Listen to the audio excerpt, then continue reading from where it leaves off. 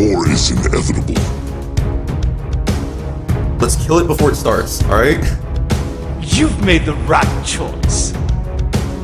Wait, there's a spectator mode? Time! Marcin, come! Welcome to the Smite Pro League. It's been a while since I've been able to say that, and damn does it feel good. I'm a wizard! Today marks a new chapter of the SPL. As we trudge forward into a new season, it's a brand new experience. Victory is ours! Split push! Howdy, folks. Welcome to the Split Push Podcast, episode 48. 48 hours later? Another 48? I don't know. But hey, along with me here today are some friends and family. First up on that list is my buddy Guy. What's up, everybody? And you got Dirt Nap Dan. Hey, what's happening, everybody? You got the Beagle Girl. Sup, people?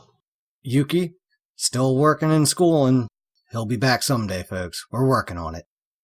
But along with us here today are special guests here that are doing some things with some Smite Fantasy Leagues. Is our buddies TIH and ECG. What's going on, everybody? How you doing, everybody? Oh, we're doing good. Getting some points in on our fantasy teams already here today.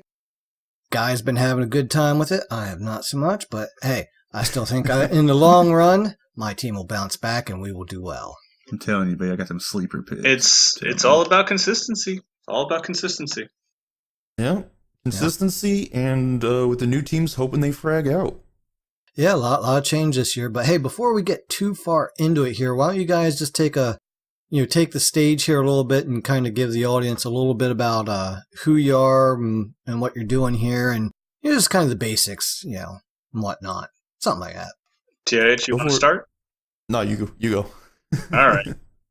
So I am ex-ECG, ex-Vengeance. I've been around Smite since Season 1, Season 2 time frame. I started off actually being able to play it when it came to Xbox beta. And from there, I kind of got hooked on it through watching my first exposure to the SPL back then, watching Weekend, watching Allied, watching a couple pros.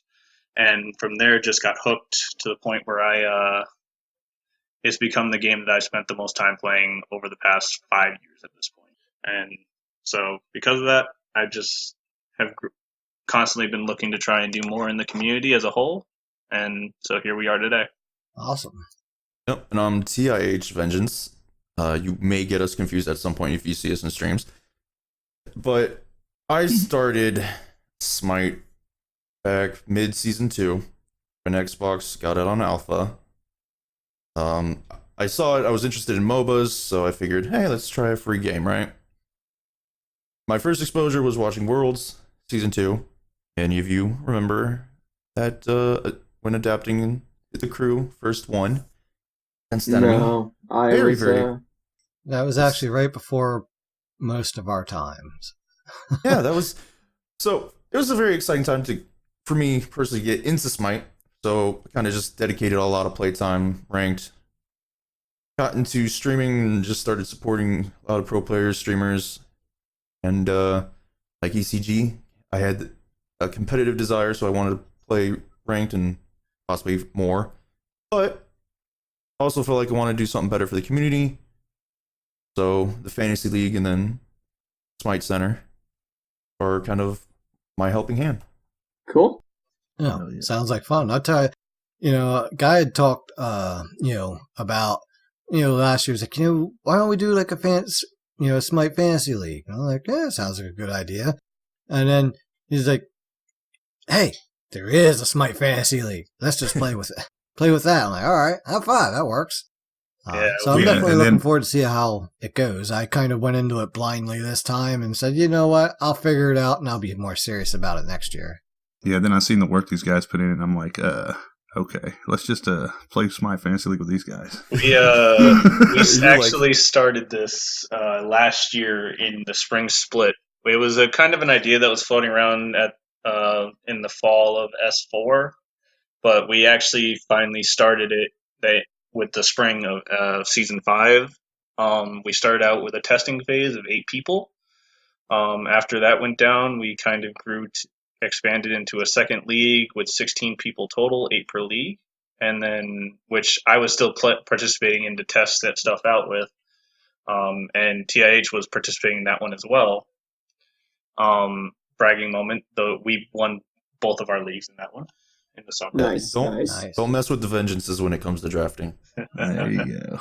But and then when the fall came around, we decided to open up to have a more official run, and we ended up opening up to 5 leagues consisting of 40 people total, still 8 per league. And it's kind of just exploded from there thanks to the promotional help that we've gotten along the way from Wraithen, Weekend, Exilium, Mad Accountant. It's just so many people that have helped us out that I know I'm not naming everybody at this moment, but I'll be sure to name them later on. That have helped promote it, and we are currently up to, what was the number at last check? I think it was 252 people, right up to the end. Pretty much hit what Odd was thinking for max capacity. And then I think we blew past our expectations. We were expecting more like somewhere around maybe 140, 150, and we've gotten close to 300. That's also only in the official league. The friendly leagues, I think Odd said, had 13 leagues worth signed up. Yeah. And so, I mean, things took off pretty quick on us for how short a time was actually given for a notice. It's not, and it was mainly just because we would have opened things up a lot sooner, but we had to kind of consider what the SPL was doing, all the changes that they were making with the delay that they had to their schedule. We had to delay what we were doing, and with everything being rushed, we kind of had to rush along with it. So we've kind of, but we also had there was a couple legal things we wanted to keep in check first too. Yeah, that too. Had to get the blessing. Well, you always want to do things the right way. I mean, that's kind of how I roll. It's just, if you're going to do it, you might as well do it as best you can. Exactly. Yeah. I think the coolest thing about this fantasy league is this is by the community for the community. Yes, streamers sponsor and promote it, but it's not like any individual streamer fully runs it. This is a group of people got together and were like, let's give the community something cool to go for. Yeah, those are always the best organizations, in my opinion. Well, that and just, community stuff's important. When it all boils down to it, when it comes to online games like this, communities are, part and parcel with it. It's just part of it, and that's how it works. So, when you have these communities, you got to enrich them. I've seen good communities. I've seen bad communities, WoW trade chat. Yeah, run through the barons in WoW once, and, or... I've been there myself. Still, though, my favorite game is, taking movie titles and exchanging one of the words with Murloc. Oh my god. Man. You all know a Murloc runs through it is the best movie ever. Honey, I Shrunk the Murlocs. It's all Murloc and Chuck Norris jokes. Murloc Wars. Talking about throwbacks here. Blazing Murlocs. Lord of the Murlocs. Okay, anyway, back to Smite. Star Wars, Return of the Murlocs. Yeah, no. So, so you guys have definitely been around, you guys, hold on, SPL. really quick, you guys don't know this, but Yoda is just a really old Murloc. All right, don't mess with my boy Yoda. I'm just not going to stand for that. Yeah. That's a back off. I'm going to agree with that. Bad call. Hey, it would explain his crazy agility at sometimes. No, it's the Force, Dan. Be one with it. That is not warlock. If you're going to call anyone CGI. A warlock, call Emperor Palpatine a warlock, okay? He's too tall. I don't care. He could be one anyway. He could be a tall one. Yeah, so anyway, this game Smite, which has this pro league that's kind of cool. You guys have been around a lot longer, so I'm just curious on what your thoughts are on how the pro league has evolved especially with this year and such big changes that they have. So what are your feelings on that? So for me, I think they're going the right direction with it. I think parts of in between seasons may have felt rushed or not started in time per se. Like as we all have seen, Cheerio posting on Twitter is still without a visa, which sucks. I want to see that guy at LAN. There's a reason he's known as a land monster. Because when you go from playing on 300 ping on Egypt internet to playing on LAN, there's a very noticeable difference.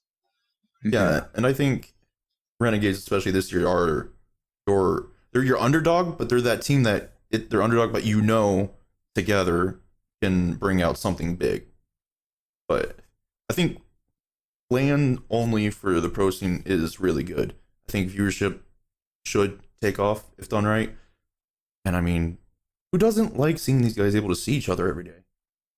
Right, that's what I'm talking about. It's just that's the only thing about it was that it, as TIH said, it just felt rushed because it wasn't announced until HRX this past November, and so that's what 4 months ago at this moment that they had. So orgs had 4 months to try and secure visas for everybody, and then you had the government shutdown that delayed everybody. On top of that, it's a lot of unfortunate timings with how it ended up playing out. But I feel like if they had taken the time to announce it this past HRX, and then taken the time to fully get everything together, and then launch it and have implement all these changes for season 7 as opposed to season 6, I think it would have been a lot more smooth. But overall, I like the direction of where they're trying to go with it. Yeah, and to be fair to High Res, I did talk to some of the pro players about it, especially EU ones at HRX, and it was given more of a heads up than we were. Yeah. I think the issue is you didn't know what EU players for sure would want to come to America at the time. You had the handful that said they definitely weren't going to come, and then you had the 50-50. And at that point, it's like, you're still going to have a pro league, but how many of those EU players, if they leave, how many people really still want to watch the SPL? I mean, we see the suffering in terms of the players that didn't actually come along. The mid players from last year to this year, it's a barren slate for most part. You have the only real returning mid laners from EU. You have Zeros or Zyros. You have, I think he's the only actually. Oh, and Dardes and BMT. Mm-hmm. Yeah. Were the only mid laners that really moved their way over. Wow. They did make the SML a lot more interesting. Oh yeah, without Cold Gaming being consistent of Pretty Prime. I forget the actual full roster that they have. I know Pretty Prime's there. I know Emilito was there until he just retired. Right. I mean, the SML essentially has 3 pro teams in there now, and the nice thing about it is it brings more viewership to the SML, but it also gives a way for those guys to improve a lot more than before. Like before, it's just SML players, you're just scrimming them, and now we're playing people who were at the top of the pro league at some point. Like, if you don't improve playing against that, I don't know how you're in competitive Smite. Right. This is true. Yeah, I can't remember who was on the show, but we had somebody, I believe the pros actually found out around June or so. Mm-hmm. Yeah.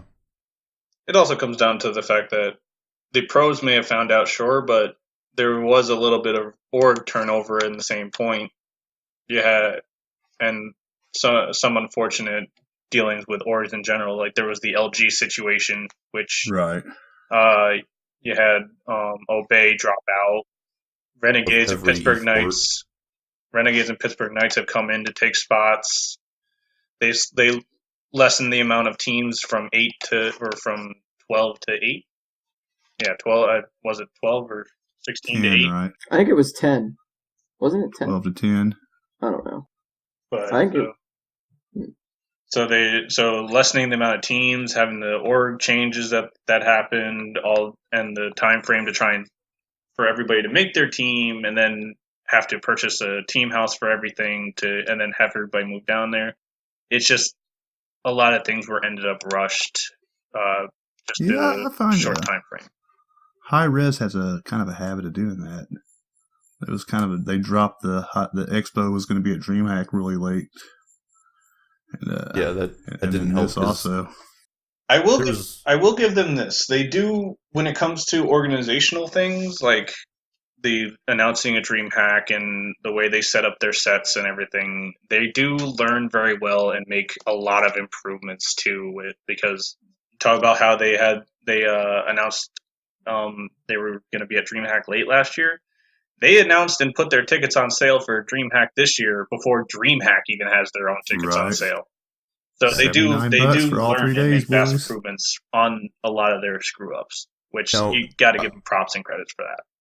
I'm gonna give a gripe here about Worlds. I hope that they learned from the set, because seeing that big camera in the center of the stage they already and have. the lights covering everything, dude, I don't want to see that again. No one wants that blocking their view. I can almost assure you that they have. I hope so. It's just that was their first time at the venue, so you got to allow a little bit of leniency with that. They were so used. I guess I'll cut 'em a little slack. I mean, yeah, because they were so used to the old venue. There was literally a spot in the center of the seating that was designed for camera work and audio technicians and everything, that they could have it there, move it around, and it wasn't, annoying people all day. This time, not so much. They kind of forced it. Yeah. Well, like you say, when you're first doing thing in a new area, there's going to be some things that's how it works. Like, oh, that's kind of not what we were expecting, or the dimensions were a little off, or, hey, you get there and you're going to do this, and they say, you can't do that. And you got to, call the audible or whatever, I mean, that shit happens. Yeah, and they're past when it comes to production on their production team.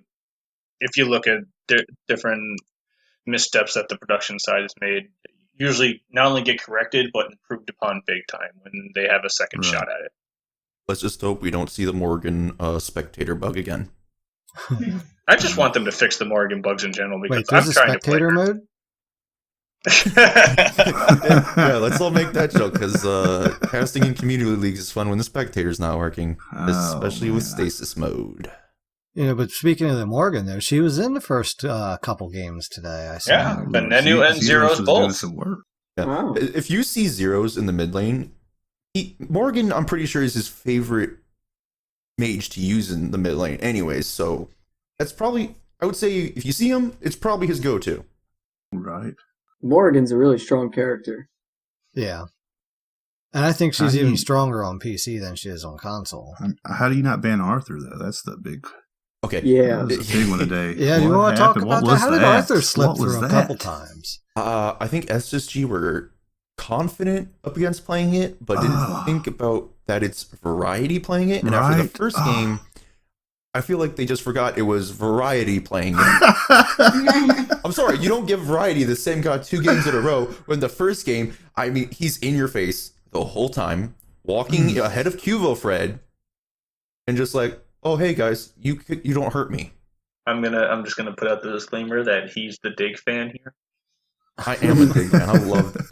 I've always enjoyed watching Trix Tank specifically. So last year these guys came together, like season 4 to season 5. I didn't have any specific team I rooted for. I just liked watching good Smite. And this year I was like, you know what? I want to actually root for a team, have a team to get behind. And I've always enjoyed watching Trix Tank. Variety has always been fun. So seeing these guys come together, it's like, why not just root for Dig? I already like the players. Who else? I don't want to root for Pittsburgh. I think that's been kind of an interesting point there is, for me, I followed players more than I have teams so far. Yeah. Yeah, so I don't have a favorite team per se. I've tried, but wasn't this, I like Emilzy. I love watching him play. His Sylvanas today was just fucking awesome. The pools were on point. Like, who doesn't like a good Sylph? Oh my god. I mean, come on. Yeah, and, honestly, 2 years ago, I loved Emilzy. Last year, I was disappointed. I didn't know what was going on. Just didn't seem like him. Today, I'm like, wow, made me feel a little bad because I didn't pick him first, because I was the first person to draft a support in our league, and I went with Aurora, who I think is still a good quality pick here, and nothing against him, but Emilzy today made me feel bad for not picking him first. Yeah, and that's the thing about last season. I think supports, they got so, like, I think they got less than the short end of the stick last year, because not only was farm for them horrible, but builds, I mean, you weren't tanky enough at any point. You're always, it seemed like 5+ levels behind because of it. It's, I mean, as someone who came from a support main at one point, it's, and seeing it's like, how playing support last year showed who the real good supports are. Yeah. Like, if you can still play at a high level as a support and still do good around your team, you're going to have fun. Most supports did not have fun last year. Right, it was not fun lane to be last year. It'll be definitely interesting to see what happens this year, considering that the starts that happened in the SSG dig games, you had the support over in solo lane. No, guys, everyone listening to this, don't do the strat, please. Just don't. Let's kill it before it starts, all right? I don't want Please don't ADCs do getting this. solo You don't farm know again, why. guys. You don't know why they do this. We don't need to be back to ADCs being level 20 before everyone else in the game. Let's stop it now, please. Why not? Let's be honest, I will take an ADC at level 20, being the first person level 20 in the game every time over the solo laner being level 20. Except we weren't at that meta. That meta was gone. The only ones hitting first level 20 were junglers and mids. Hey, I'm a mid player, so I'm alright with that. So am I. I'm a jungler. I'm jungler. I'm cool.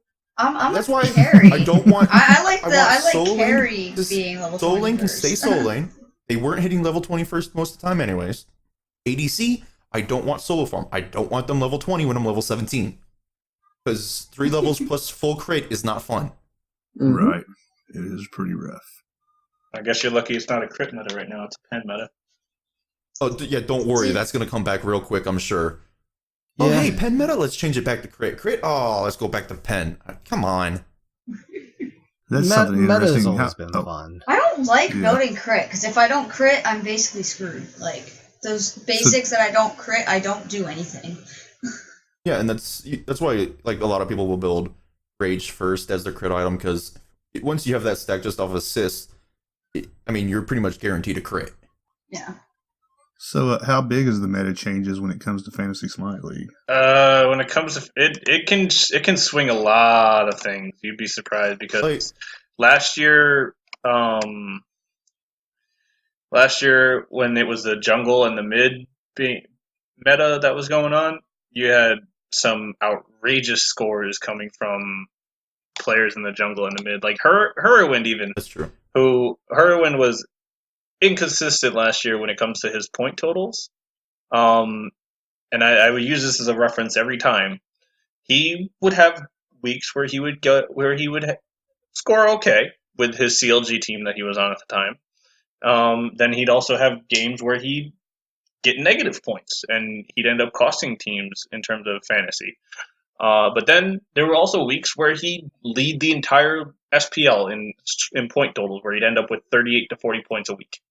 Just because. Shout out to Hurrywin for saving my summer split. Because Vote was doing good, he was doing good, Cuba was doing good, and Hurrywin was right there. It's like, Hurrywin, 40 points this week and I'm good. And he did it. Yep. Nice. But so it with the point totals, a lot of the point totals and how we even grade our scoring based on the meta will change. We as meta and player styles come and go and change, and myself and Adescu are constantly tinkering with the scoring. Never mid-split, but when we have the breaks in between lands and seasons, we are constantly tinkering with being like, okay, so this is what was going on. We need to adjust these point totals for if this happens or if this happens. And so we're always adjusting and changing to try and keep up with and match the meta and the gameplay that's going on. Yeah, I gotta say, you guys put in a lot of work. I've been watching you the last couple weeks, and I definitely more than I can handle, to be honest with you. Yeah. ECG and Odd. I was going to let Guy struggle with this and for a little bit, see how far he would go before he realized how much work it would be. Yeah, no, ECG and Odd put in a lot more work than I did with all of this. let's just say at Worlds, ECG approached me about doing this, which I was more than fine with because I had to talk to Odd about something anyways. But like seeing these guys run around talking to people about it and then putting everything together, like I sat in to help with the auto draft list. And these two, like when you see what they go, that took forever. It felt like to me, and these two are like, yeah, we've done this multiple times. Where I'm like, what? Wait, this year's auto draft list, due to the lower teams and the less amount of SPL players, we only did a top 35 last year. We ended up, for the fall split over the summer to the fall, we ended up doing a full ranking list of, I think, what was it, 1 to 60, 1 to 80, or something like that, 1 to 65 of every single player that we actually sat down and ranked based on their point totals and what our predictions were going to be for the fall based on what the meta was as well. It was just a constant little back and forth of like between me and Adescu that, okay, this player needs to be ranked 1, this player needs to be 3, this player, we need to lower this player down to 16, and so on and so forth. That we just a little bit of prediction, a lot of it based on what the numbers of what they were playing with off of the previous split. So this year with all the question marks and all the changes that we did, for the spring at least, we only did and the players that are coming out of retirement, like Eonic, we only ended up doing a 1 through 35 based on what we were able to know and predict. But I heard there's a meme about your auto pick. Oh yeah, draft OP. Auto draft OP. See that little meme. That's got a it explains it perfectly. See, that meme starts with when Adescu and myself sat down to do the auto draft list from summer to fall. We obviously did our rankings of every SPL player. And so because of this, when we went into the fall drafts, there was one player who didn't show up for their draft. And when you don't show up for your draft, you either have the option of sending the picks you would like to an admin that'll be sitting in, they'll be running your draft. They'll select from those lists for you. Or if you don't, there's no picks or anything that anybody knows that you want. We'll go to the auto draft list, and you'll be given the highest available player in any role that's available that you need filled. So for example, for these auto draft lists, if you needed a jungler and adapting, and you had first pick and you weren't there for your auto draft, adapting is ranked number 1, so you'd automatically just be given adapting. And so it kind of just runs like that. And then when so in the fall of last season, one player didn't show up for their draft, and due to randomness, miracles, priorities of the other people that they were drafting with, I don't know, they ended up with an incredibly stacked team that they ended up winning the entire fall split with. And because of that, it kind of started a meme of auto draft OP. No, Yeah. And then how did our auto draft go for Dicey, who couldn't make it? Dicey ended up walking away with 4 number ones. For his ADC, he ended up walking away with Vote, who was ranked, who according to our auto draft is ranked 3rd overall and number 1 ADC. He got Venenu, who was the number 1 mid lane, who is in the auto draft list, is the number 1 mid laner and ranked 8th overall. Cuvo Fred, the number 2 overall ranked and number 2 jungler behind only adapting. Benji, the number 1 solo laner, ranked 4th overall, and Polar Bear Mike, the number 1 ranked support off of the fall, overall ranking it at number 9. Which, to be fair about the support thing, Emilzy was always close with Polar Bear Mike. So, that one is... Emilzy was the higher scorer in the summer. Mm-hmm. And so going to the fall, he was ranked above Polar Bear Mike, but due to the point separation off of our scoring system and the meta that was there in the fall, we just had to give it to Polar Bear Mike to take the top support spot. For sure, because that's the thing. The two of them were always like neck and neck for the most part. So it's always, because it's kind of cool with Polar Bear Mike when he got to United, that you got to see him and Millsy actually have a similar playstyle as support. And so because of this, the meme continues of auto draft OP, and to that I just have to say, it's kind of Adescu's and my creation. You gotta find a way to beat us. Yep. So shout out to everybody who got Adapting, Cuvo, Variety, and Tricks thanks to Autodraft. Oh, and Vote. Because Vote and Adapting got the W key today. Yeah. I did. Yeah, how about Adapting doing good today? Emilesy doing good. Looks like my team's in a good spot. How about that almost pentakill today? Oh, Adapting's Quadra. That would have been quite the hype way to start. Yeah, who was it that stole that again? I thought you were gonna try wonder. to- It wasn't even a steal. I know. The timer would have run out before Adapting would have Yeah, been able to kill him, but I It don't would've know been why he unofficial, went though. the way he went. It was like Cause I thought he had it. Because He- Paul would have killed him with that backfire if he didn't actually turn away. Yeah, it may be true. It was just like it was so close. I just really thought he had it, and and anybody. Nope, that's not the case. Paul had the turret down and had the backfire ready. If he turned into that, Adapting would have died, and that probably sure he would have had a chance at the penta. But there, as much as it's good for fantasy point owners if he gets the penta, because there is a huge bonus point for anybody who gets pentas. Not huge bonus point, but a huge bonus point total for anybody who gets pentakills. No, you get one giant point. That's it. One giant. Yeah, but It's a big one. But actually, I don't even remember what the exact bonus point for a I think pentakill it's is. 10. Yeah, it's 10 points for a pentakill. Yeah. Come on, Adapting. Get that fifth But, for me. Yeah. So you can imagine with how he performed today with, I'm pretty sure, a total of 4 deaths across 3 games? 1 death across 3 games.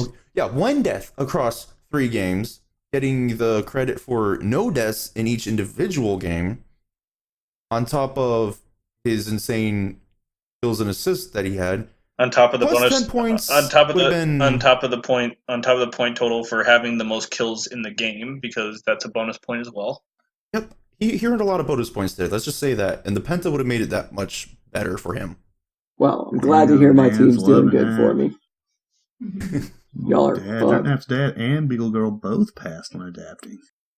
Yeah, I kind of went with players I like versus players that are would have maybe ranked higher. Well, a lot of people really picked Paul just based off of what he did once the SK, formerly Trifecta, had picked up Sanford Soccer, and their performance at Worlds, that huge momentum swing that they did, Right. ended up really ended up pushing up Paul, Sam, the SK roster as a whole in a lot of people's minds, and it's just based off can they capture what they did to start this season as the same as they did last season. Right. Yeah, they ended real strong. They were I that think Paul's gonna pop off this trifecta. season still. Yeah, and that's the other thing. When it comes to Paul, he's young. He's going to come in like he had an okay day today, but it wasn't great by far. But I think he's one of those guys that's going to be like, all right, I ain't letting that shit happen again. Well, and it's not even like a matter of like they played poorly. They played really well in games 1 and 2 in the early game. They had the Pittsburgh Knights on the back foot from what I was able to see. It's just that they couldn't transfer it into the mid to late game. Yeah, I just felt like they kept getting a little too aggressive, a little too bold or overconfident. It's just like there's only 2 of you there, and you're in their jungle, and you're like going for it. Like, dude, there's going to be at least another 2 of their team around. You're pros. Yeah, You that's swarm. Paul, though. Paul and them guys are there. They're really aggressive, anyways. So that's the MO for Paul. He was like Right. the old meme with him was somebody's gonna die. It's either gonna be you or him, but somebody's gonna die. Right. Yeah. Yeah, we love Paul. He's been on here a couple times. Paul's great. I had the misfortune of when I was shaking off a year-long spree where I wasn't around the game at all. When I logged into my PC account one day, and first game of the day, I run into Paul. I'm like, well, all right. Okay. killed me 3 times within 5 minutes. I'm like, all right, I'm just gonna. Right. I need to lower down where I'm playing right now. I think That's I'm gonna crazy. play second jungle. It was like at one point in time he was like 100-0 as Vulcan in duel, and I'm like, oh my god. Yeah, I remember that. That was crazy. Yeah, he's really good mechanical overall player. He's put so much time coming into the game, just putting through the SML and everything he could to be able to reach where he is. Like, he's done a lot of work. If there's any mid players out there that I would tell people to watch in terms of SPL, the two that I would most consistently tell people to go watch if they were trying to learn mid would be Paul and Zeros, because Wolfie still streams and there's a lot you can learn from him. But if you're watching solely SPL right now, Paul and Zeros would be the top two that I would tell people to watch. Yeah, definitely.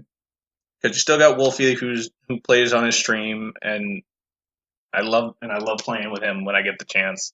You have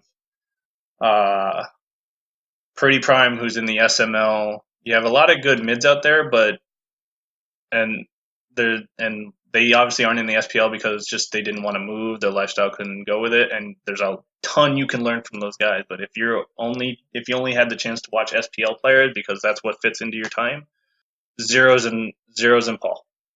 Yeah. They're two really hot mid laners this year. And I think the nice thing about watching Zeros is he used to coach for like adapting Demi. So I mean, having the coach perspective, that mentality, and being a mid laner, you're not just going to learn mid. You're going to learn like a broader view of the game overall. Yeah.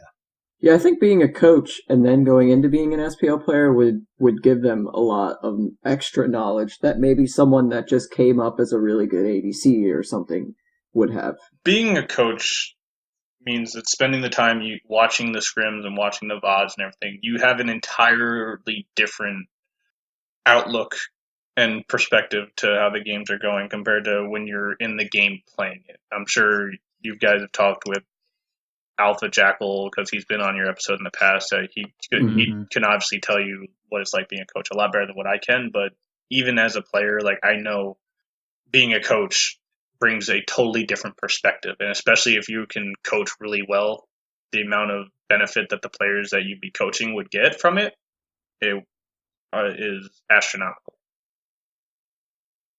And awkward silence. Yeah. Yeah, sorry, I'm not much for coaching. I'm a player. You know what I mean? So who do you guys think is going to be the big surprise this year, player wise? Player wise, our sleeper just individual player. Yeah. Who do you think? Now that everyone's had their picks, who do you think is going to be the real sleeper pick? The real sleeper pick. So there's 3 maybe 4 people that I think a lot of people are sleeping on or didn't want to pick because of past performance online. And that's Hurrywind, Lasbra, Funballer, and Cheerio. And Dardus can be thrown in there too if you want. But Cheerio always performed poorly online. A lot of people remember that. They forget at LAN, the dude's a beast. And even though, yes, he likes to play Guardians in the jungle, 1, he can still play the carry jungles. 2, he got a lot of kills on those Guardian jungles. Like, he's one of the first who brought it in. He's one of the first who made it strong. And he's definitely someone that is respected in the jungle for what he can do. Hurrywind, obviously, again, past performance. You see he didn't look really hot all the time. Well, no longer has a distraction, has a really good team around him. He has the chance to improve and be one of the top mid laners in Smite right now. Guy picked up Hurrywind. We'll see how that goes for him. I would have to agree with the Cheerio being people didn't pick him up, but he's known as a land monster for a reason. And I already talked about how being on land instead of Egyptian ping would be a huge difference. But honestly, there's a couple. Most of the Renegades as a whole is a lot of just people kind of passed him over. iRapper is my pick for comeback player of the year. Someone as dominant as he was in the support role, when he was with Energy, Epsilon, Pantera, all the different name changes they went through. And then so you have the play style that he was on top of the world with for that long, and then last year him and Milzy pretty much swapped teams in a support trade where he went to Obey, who Raffer is historically a very aggressive support player.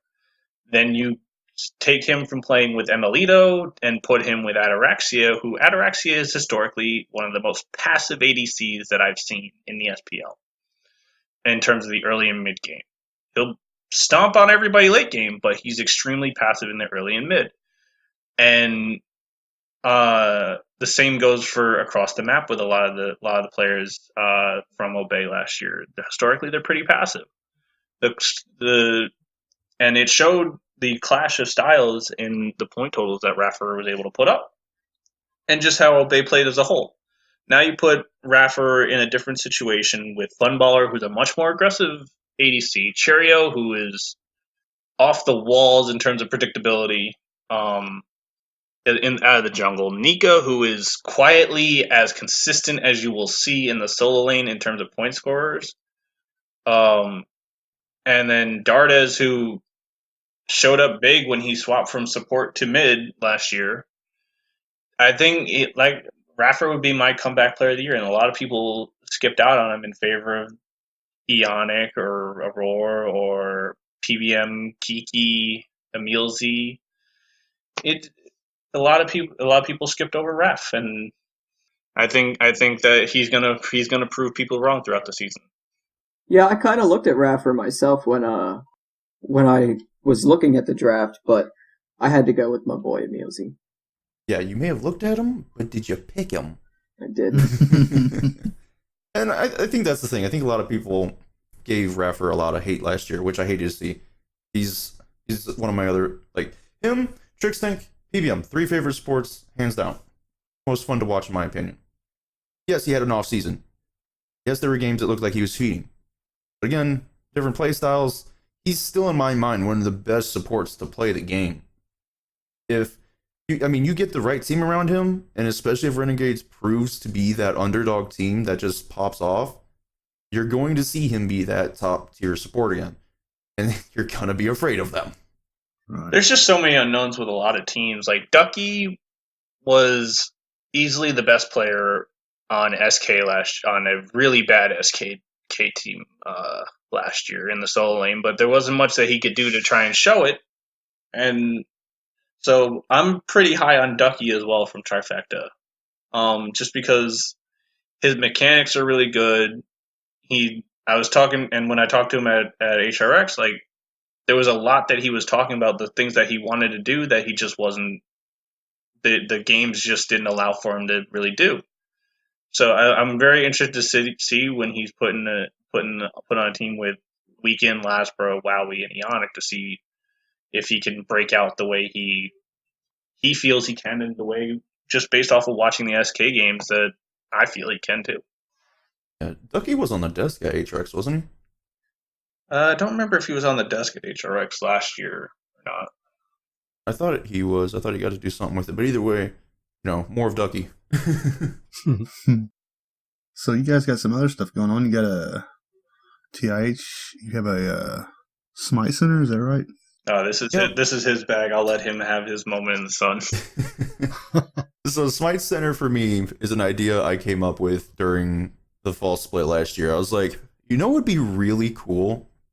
A show for people who aren't that involved in the SPL or want to be in the part of the fantasy league but aren't right now. Just a way for them to see, one, how different people draft, what it looks like, and maybe get an explanation for the points and everything, overall description of the league, and then a weekly outlet of, hey, we have this many people in the league. They all can't talk to each other at one time, maybe. Why not give them a place to go to, even for the people who aren't a part of the league? One place to go to, come together, talk about your opinions on how, like, this player got this many points, this one only this one. You can bring opinions. We can do so many different things, and just something for the community as a whole. A center point, essentially.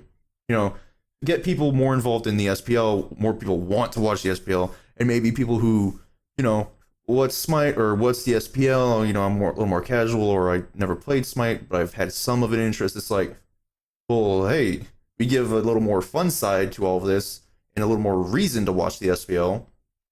So why not see what's going on? Yeah.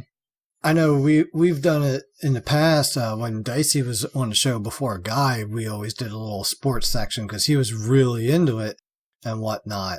But then life changed for him, and he went out, and Guy came in, and we kind of dropped the sports section. It was, at that time a year or two anyway, and then we never really kind of got back into it. So I'm glad to hear that there is some good content out there for it still. Yeah, and I think the fun thing about Smite Center with the Fantasy League is I was able to talk to Aud and be like, hey, let's make this an official joint thing between Smite Center and the Fantasy League. So it's like we are working hand in hand together.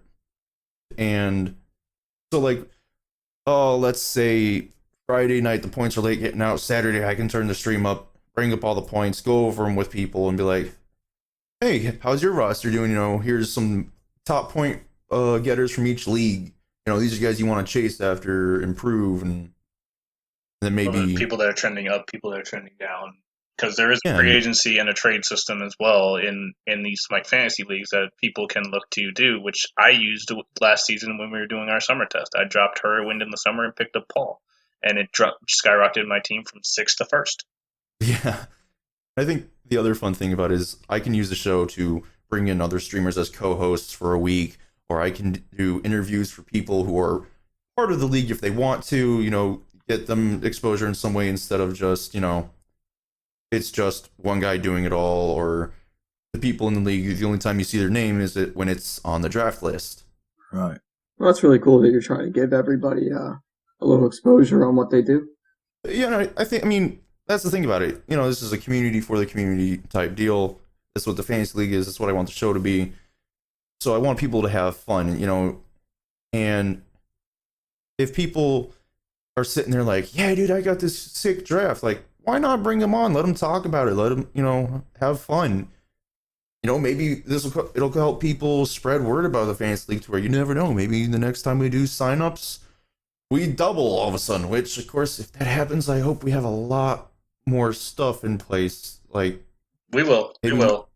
Yeah, because honestly, it would be nice if that did happen to just have like a sign up and maybe do some live drafts, and then for the ones that we can't do because we don't have the time, maybe they can do a pick where once it's picked it automatically crosses out, and then you can just do it that way. There's a lot of things that we're looking on. We're still looking on trying to implement into this season as we go along, because the first split will run from opening day, which was today, March 28th, to right up to Hi-Res's first land, which will be in the spring.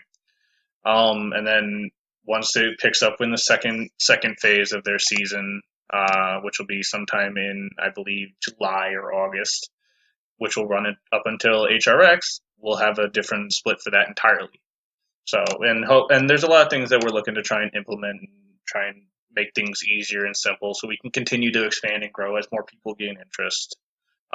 Things that I'm not going to say at this moment because I don't want to spoil things or make promises that people might be expecting that have to either be cut out or other things brought into that we think can make it better. But there's a lot that Descu, myself, TIH here, and a lot of the people that we're trying to work with, Rathan especially, has been helping out a lot with the stuff that we've done. He has gone to bat to try and, when we were doing it, he went to bat to get us the legal blessing to use the IP and assets that we were able to do with our graphics for the Smite Fantasy League this year. He's had multiple meetings with them, so the amount of work and thanks that he deserves as well, on top of the work that everybody else has put in, is just up there, right up there too. Yeah, and I think one of the other cool things is you have Olympians now, and with JMac starting a format for everyone to shout out their drafts on Twitter, tag the players, tag the Fantasy Smite Discord, and then hashtag SPL Fantasy, which has been really cool to see a lot of people doing. I've noticed some people are like Kit and Doom. What about a console fantasy league? And I'm like, well, hey, maybe It's we something do that that in the future. it's something that Adesco and I and myself toyed around with as well, but we just Yeah. we just don't have the resources and the manpower to be able to handle the entire SPL and then track down the SML stats and scores, because those not all of the SML and the SCL games are streamed. So it's as hopefully Smite grows and continues to put more out there in terms of the ways people can view the matches with SCL and SML. Hopefully, we can expand into that too, because I'm more than happy to if we can get easy access to be able to make it possible to do it. Yeah. And I think with Smite growing and if the fantasy league continues to grow, if people really want the SCL or SML to be a part of the fantasy league, besides having to get the stats and everything, maybe certain people could talk to us or we talk to them either way. Hey, you bring in this much guaranteed interest and a few helpers, we'll be more than happy. But right now, like you said, the biggest problem is stats, because like the SCL especially, I think it's one set or two sets at most that's streamed from the SCL and Mixer right now. It's one EU and NA of each console. Mm-hmm. So you get 4 SCL games out of I think 8. Yeah, so feasibly, there's not, and I don't even know if there's a stat tracking place on Hi-Res's website for that to be able to see the games that aren't streamed. So I don't. It's just not really. It's not realistically feasible at this moment to try and include the SCL until we can guarantee to have the interest to do it, and we can get a hold of the stats for the SCL and the SML on top of the SPL. So here's a throwback for you. I used to run a fantasy football league way back when that first started, and you know how you got your stats back then? Commissioner would get a newspaper. Yeah. Unfortunately, there's no newspapers that will post the SML and SCL stats. That's got to come directly from Hi-Res if it's not streamed. Yeah. No, Inbound's been trying to stream some of the games that aren't, but he can't do all of them. And I mean, unless you hear it from the players yourself, like you said, Hi-Res would have to give us that info. And maybe they would if it's for something like this. You keep saying Hi-Res, but it's Skill Shot, I think, right now. They're all associated. Under Hi-Res. They're all associated with each other. Right. I mean, it still says Hi-Res when I launch Smite. So Titan Forge, Skill Shot. There's way too many to even hear. It says Hi-Res when I launch Smite. That's good enough for me. Well, we knew there was an answer. Dan found it. Yeah, like I said, a couple people asked me even in signups, I only really follow the SCL. Is there a way there'll be a league for that? I'm like, we just don't have the people or the ability to keep track of all those stats right now in terms of easy access. So if we can do that and that changes in the future and people are interested in having SML as part of different leagues and SCL as a different league from that, and people want to join in all of them, then I'd be more than happy to try and find a system to implement all of them. It's just a matter of we'd have to keep SPL only leagues, SML only leagues, and SCL only leagues. You can't combine leagues. Yeah. Right. Mm-hmm. Seems like it'd be a lot of work, man. I see you guys every night, for the last couple of weeks, drafting, and we ran. Seems like a lot of work to add more to it. That would come into the manpower too. I think we had. Let's see, how many drafts did we actually do? On top of the 11 friendly drafts that have already gone down, we did leagues A through U in the alphabet, so I don't know what number that is off the top of my head. About 20-ish. 20-ish, and then we did leagues 1 through 21 just in the past week. Yeah, I think Odd said it was a total of 42 leagues. That was the maximum, so it worked out for when it goes into the next phase of the league. And on top of the work that Adescu and TIH and myself have put in, it's a huge thank you to a few people that have helped us run drafts, like Corona Arcania, Sun Lukong, Hollow Aura. Huge thank you to them, because when myself or TIH or Adescu had to step away and we had multiple drafts running at the same time, more than what just in terms of the manpower could handle at the moment, they were able to step in and back us up and assist us in terms of signing people up while we had our attention elsewhere on the sign-up sheet, or even attending some drafts just as support to try and like help it run along faster so everybody could get done with it and then move along to the next draft. So big thank you to them as well. Nice. Beagle, you got any questions? Sure. Who do you guys think's gonna win Worlds this time? Oof. You know my answer. I think we all do at this point. Yeah, Dignitas. Mr. Come on, Dignitas boys. man over there. It's gonna be interesting to see it play out. You'd be stupid to bet against the defending champs in Splice when they have the same exact roster, and on top of the fact that they already spent a decent part of last season all living together, which is what really helped them find their groove. Now they're living together full time for this season. Space Station, they're old but gold. They didn't have a good showing today, but you know they're gonna. Once they start ramping up and getting themselves going, they're gonna be a dangerous force to play against if you try and overlook them. I would agree with that. And then, of course, there's Pittsburgh, that if they can... Pittsburgh, on paper, is a literal all-star team from seasons 2 through 4. Yeah, so there's always the chance that they just dominate. Yeah, I mean, especially if they continue to play the way they played, and they do that against other top teams. I mean, yes, they could look unstoppable this season. Do I think they go unbeaten? No. I think there are multiple teams that can beat them at some point. The question is, I mean, even anybody can beat anybody on any given game day. That's a saying like that holds true for physical sports and esports. Drafting, the picks and bans in the drafts will play just as much as part of the gameplay, and we saw even in the day one first set of last year when E United, the defending world champions, lost the set to Kiki, Weekend, Oceans, and the LG squad last year. So anybody can beat anybody on any given day. It's just a matter of what the likelihood of it being there is. Right now, I think I'd just end up having not seen them play yet. I think my chips would still be in Splice's corner.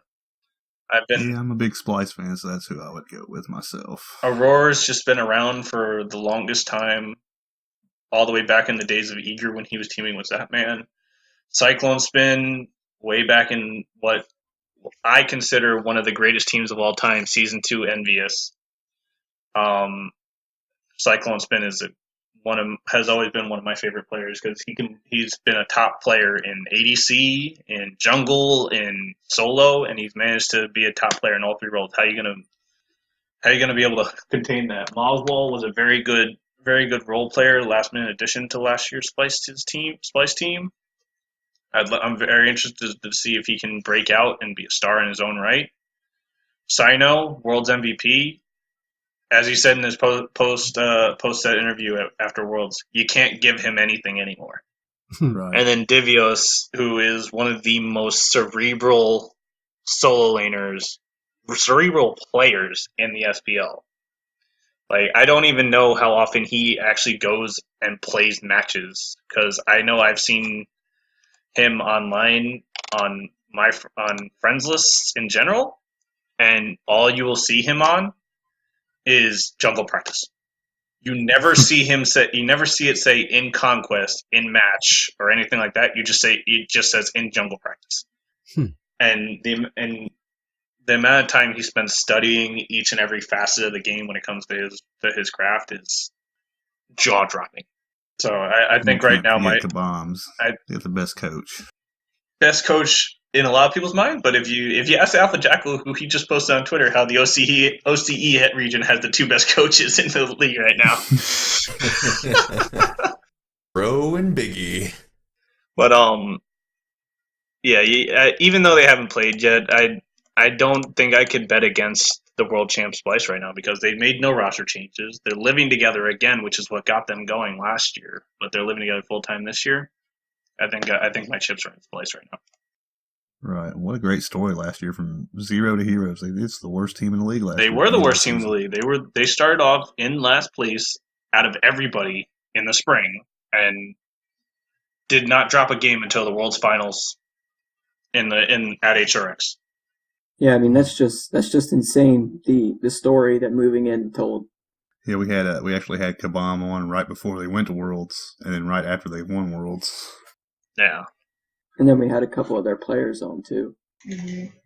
Good times, good times. So, anyway, I'm going to have to start wrapping things up here for this week. So, unfortunately, what happened here is we have so much space that we can upload each month. And apparently, this is the first time we've come across this the 5 days of the month hit on the day we upload. And that kind of pushed us up past our limit a little bit. So we're going to wrap things up here a little early this week. So I'm going to, any final questions we want to throw out there, guys, yet? Or do we cover all the bases? Huh? I think we covered all the bases. When's the Smite Center a nightly thing or a weekly thing, you said? It's going to become a weekly thing after the SPL has been played. It can be Friday night or it can be Saturday. It just depends on when all the point totals are done. So, I mean, that's going to come down to people helping with that. The point totals will mainly just be handled as soon as myself or Adescu can get to them. Once the games are done for the day, real life will dictate how soon those come out. And whether or not both games for the day go into the full 5.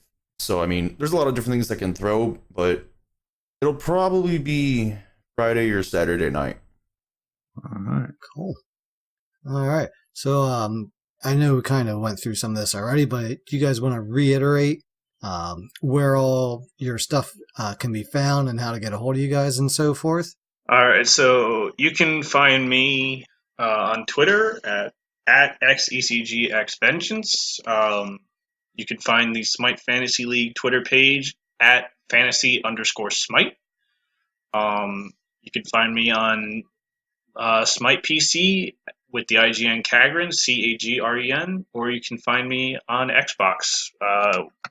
Gamertag is XECGX_Vengeance. Yep, and for me, you can find me on Twitter and Twitch at TIH_Vengeance. You can find me YouTube, TIH Vengeance, or just search Smite Center if you're interested in that. And I think I said Twitter was TIH_Vengeance. Mm-hmm. Yeah, and then PC, TIH Vengeance. All one word. So you know how to get a hold of yourself then? You're good? I'm good. I just want to make sure I'm remembering to say everything, because it's been a long week and a long day.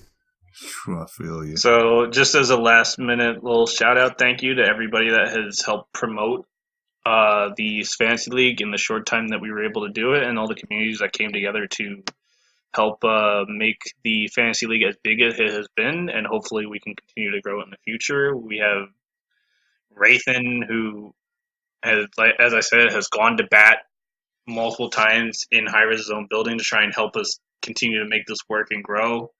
The Exilium crew, the Exilium community has come in and helped us in terms of building the community a bit better. Nuka DeLuca, Happy Hour Arcade, Mad Accountant, Barracuda, and Weekend especially as well. The tweet that he did and the promotion that he gave us on stream.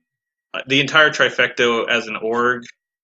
We actually were able to host a trifecta friendly draft where we had Savvy Squints, Weekend, Rathan, Smitten, Happy Hour Arcade, Autodraft Smitten, the Happy Hour Arcade guys, and so she's gonna win? Who knows? and the CEO of Trifecta himself, Shook, has been helping us out with this as well, and so this. And just all the streamers and everything that have helped and are participating in the pros and everything that I'm not getting everybody the props that they properly deserve right now, I don't think. And I don't know if I can properly thank everybody that has helped us out with it. But major shout outs and thanks to all those people that have made this a thing. Well, like you said, it's just awesome to see the communities coming together and making a better community. Right. Well, thank you guys for all the work you do. Yeah. On the Fantasy League and doing that for the community. Yeah, Oh, definitely It's looking really forward awesome. to bragging over these guys here as my team fights back and wins this year. You never know. Like I said, my strategy for winning last summer was consistency. I'll see you guys at the number 1 spot at the end of the year. Oh, jeez. Here we We go. all know Dicey got that with his auto draft. Auto draft OP. Dicey- Auto draft OP. Dicey's, if I don't see him in the next couple of weeks, we're just going to trade all his characters, his players off. We're going to trade one of his top ones to each. ECG, I think we're gonna have to talk about locking in these guys' drafts for the year. It's all right. It's all right. We already have the rule in place. You can only make 2 free agency moves in 1 trade. So And it has to be announced by the person themselves, not someone speaking for them. exactly. Hi, my name's Dicey. I want to trade Cubo Fred to Guy. Oh, that's weird. The name I see popping up says Guy All Smitey. Yeah, and I that don't think I definitely can doesn't approve sound that. like Dicey. Why? Oh, he changed the Howdy, the friends. Discord name. Howdy, The friends. Discord name says Dicey. Victory here. When I clicked on it, though, it says Guy All Smitey. That's really weird. It sounds like Shook trying to find reasons to stop Weekend from taking his picks.